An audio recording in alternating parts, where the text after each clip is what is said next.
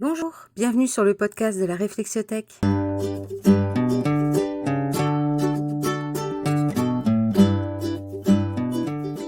Je suis Gwenaëlle, accompagnante des parcours personnels et de votre base arrière, et je vous présente Mission Famille, mon podcast sur la gestion de l'absence pour les familles de militaires.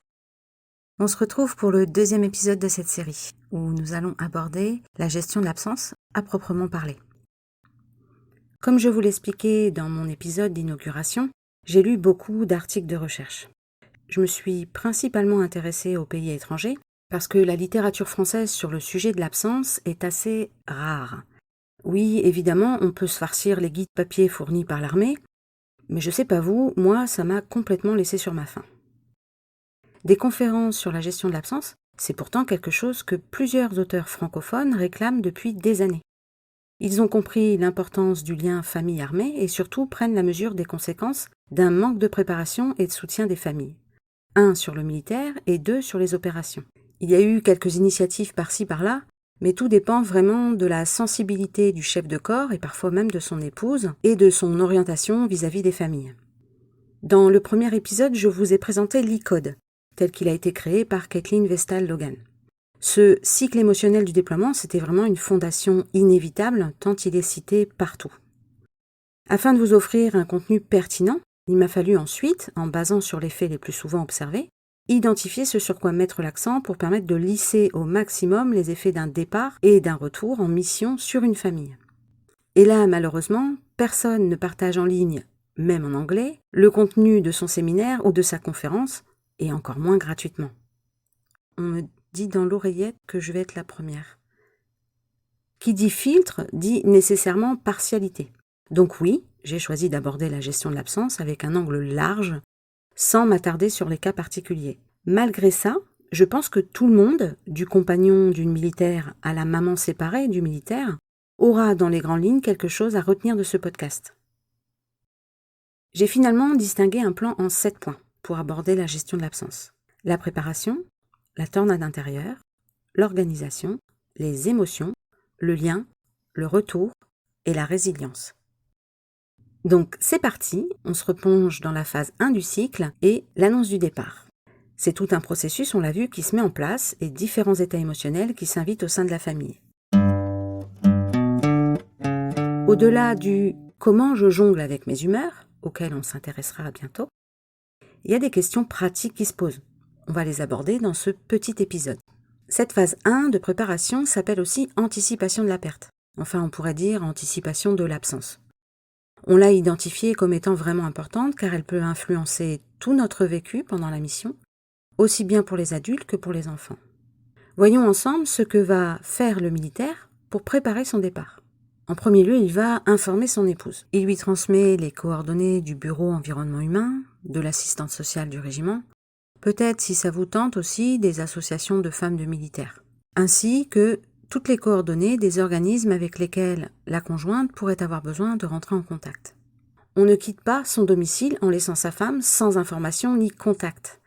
Dans l'armée, rappelez-vous, on parle du chargé de famille.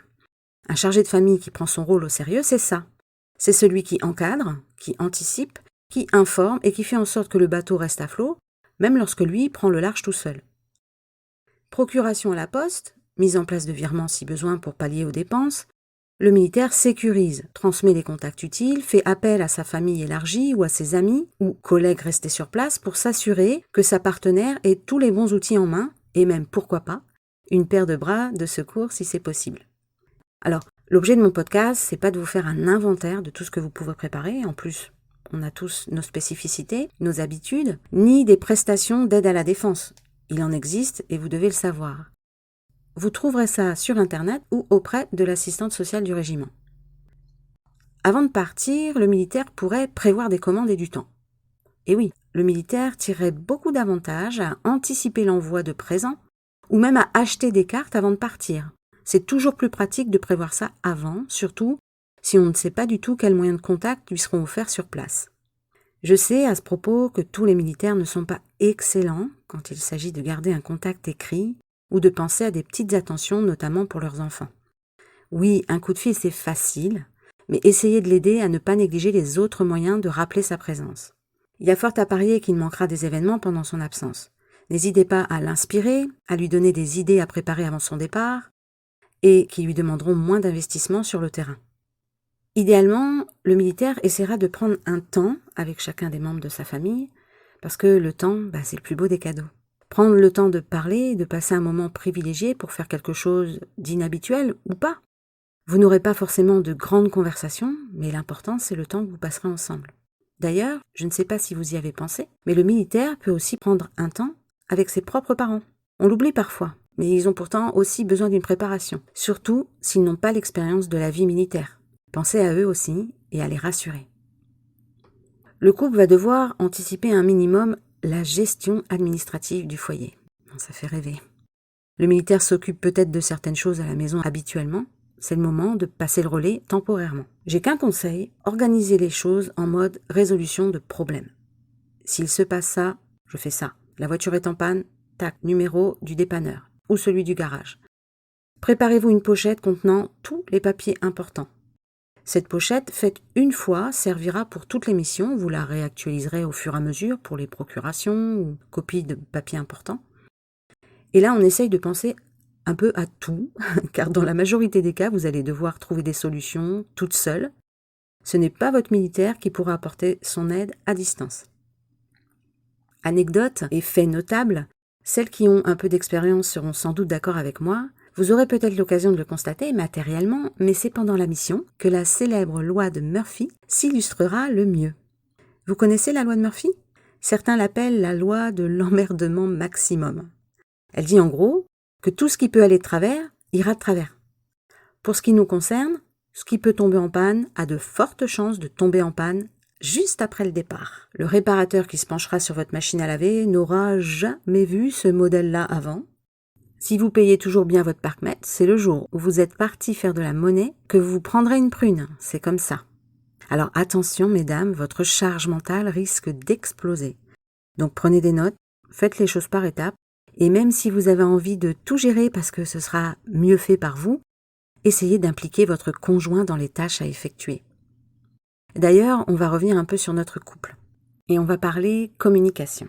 Ça paraîtra évident à bon nombre d'entre vous, mais il va falloir parler. Compte tenu de ce qu'on a vu dans la phase 1 de l'anticipation du départ, vous savez que l'irritabilité peut déjà avoir pointé le bout de son nez. Quand on sait que l'échange risque d'être tendu, on peut être tenté de même pas essayer. C'est une erreur. Nous sommes de grandes personnes, il va falloir faire un petit effort pour poser les choses à plat et tout préparer. Là, je vais vous donner un conseil personnel assez basique. Je l'applique dans la vie de tous les jours, même hors mission. Je veux parler de la communication authentique. Dans communication authentique, il y a communication, parce que travailler sa préparation à l'absence avec une tombe, ça va vite être très compliqué. J'ai envie de faire une parenthèse improvisée, mais je vais vous parler un peu d'un point commun que je trouve dans la majeure partie des messages que je reçois de jeunes filles. Elles me racontent, et se lamentent souvent, du fait que discuter avec leurs copains est compliqué, même hors départ. Qu'on ne leur transmet aucun numéro, aucune info. J'ai même déjà entendu que des compagnes étaient interdites de régiment. J'ai envie de répondre, si c'est déjà compliqué avant, ça risque de se gâter pendant la mission. Alors, il y a peut-être une prise de conscience à avoir. La communication, ça va être un passage obligé. Lorsque vous serez séparés, le petit regard qui en dit long, le bouquet de fleurs du dimanche, la main passée dans le dos, en bref, tous les petits gestes pour dire qu'on est là, ce sera plus là. Il va rester principalement des mots et votre entrain à maintenir le contact. Donc, si c'est difficile d'échanger, si vous ne savez pas montrer à l'autre personne qu'elle est importante, même si elle est à plus de 1000 km, ça va être difficile d'entretenir la flamme. Je reprends. Dans communication authentique, il y a authentique. En somme, ce que je veux souligner, c'est l'importance de dire ce qu'on pense. Je suis honnête, j'exprime mon besoin et mon partenaire sait ce qui se passe. Si j'ai un truc à demander avant le départ, je demande. C'est aussi simple que ça. C'est pas le moment d'utiliser des messages codés. J'en connais qui disent X pour que monsieur comprenne Y. J'en connais un autre parfois qui fait X pour qu'elle comprenne qu'il voulait Y. Soyez clairs dans vos messages. Peu importe la réponse en fait. Au moins, vous savez à quoi vous en tenir. C'est toujours préférable à des incompréhensions ou à des mauvaises interprétations. En couple, la période avant le départ, on l'a vu dans le cycle émotionnel, les tensions peuvent brouiller les cartes. On se fait tout un plan sur comment ça devrait se passer, mais on n'aura potentiellement pas le même, et il va être difficile de s'apprivoiser. Donc, il va de toute façon falloir faire des compromis et trouver un peu de temps pour satisfaire les attentes réciproques. Et là, chacun doit faire un pas. La communication, le dialogue, il va rester que ça pendant 4 mois. Se parler, se raconter, discuter, échanger. Si on n'arrive pas à la mettre en place en face l'un de l'autre, qu'est-ce qui va se passer séparés par des milliers de kilomètres? On continue sur notre logique de préparation du départ et on va parler maintenant des enfants. La question qui peut se poser, c'est comment j'annonce le départ à mon enfant? Je dirais que le moment idéal, c'est lorsque vous sentez que le sujet commence à revenir régulièrement sur le plateau, quand vous sentez que vous avez vraiment besoin d'en parler. Ça paraît évident, mais si vous avez besoin de vous cacher pour en discuter, si vous avez commencé à organiser des choses visibles dans la maison, si vous êtes même déjà un peu dans l'appréhension, de toute façon, ça va se sentir. Alors, on trouve un juste milieu entre la veille et 6 mois avant, bien sûr. On surveille que les conditions soient propices et on se lance. Après la discussion, on reste dans les parages, disponible. On ne prévient pas le soir avant de coucher, ni entre deux portes quand on le dépose quelque part. Et là, avec les enfants, il va falloir écouter et rassurer. On va communiquer encore. On va se dire ce qui est important. Les grands mots d'amour, allez-y, c'est le moment. Si les questions sont trop complexes pour être clarifiées, validez le fait qu'il a le droit de se poser la question. Tu peux te poser cette question, c'est normal. D'ailleurs, moi aussi, je me demande comment ça va se passer. Mais on va éviter d'être trop précis ou d'évoquer des choses qui pourraient alimenter son stress. Danger de la mission, etc. L'écoute, c'est vraiment un outil magique. Parfois, elle se suffit à elle-même. Les jeunes enfants auront peut-être tout un répertoire de questions, laissez-les dérouler le fil de leurs pensées. Le principal, c'est qu'ils parviennent à extérioriser ce qu'ils vivent, ce qu'ils pensent. On va aussi normaliser. Quand je parle de normaliser, je veux dire inscrire le départ dans la normalité et ce, dès le plus jeune âge. L'absence, elle peut être placée dans un contexte global, et je vais vous donner un exemple pour les tout-petits, à vous de l'adapter à vos enfants. Papa part maintenant avec plein d'autres papas. Ils vont aller dans tel pays, on va l'attendre à la maison et ensuite il va rentrer. Alors d'autres enfants laisseront leur papa partir pour que le tien rentre. Le fait de savoir qu'on n'est pas seul à vivre une situation, ça la rend pas moins douloureuse, mais ça l'inscrit dans une forme de normalité. Et cette normalité, c'est la nôtre, celle des familles de militaires. C'est très important que l'enfant l'intègre et s'approprie cette vie particulière. Je vais conclure ce petit épisode sur la préparation du départ, mais vous le verrez dans les prochains, j'évoquerai encore des choses qui peuvent tout à fait s'anticiper pour bien vivre notre mission famille. La fois prochaine, je vous retrouve pour parler du départ, de la phase 3 du cycle du déploiement, celle du désordre émotionnel. On ne va pas laisser ça sous le tapis et on va parler un peu d'émotions difficiles et de stress. Je ne l'ai pas encore fait, mais je vous invite à partager et commenter ce podcast s'il vous a plu. Je serais heureuse aussi de savoir qu'il résonne dans des écouteurs ou des salles de bain, et encore plus d'imaginer qu'il vous apporte quelque chose qui vous aide et vous redonne du pouvoir. Prenez soin de vous.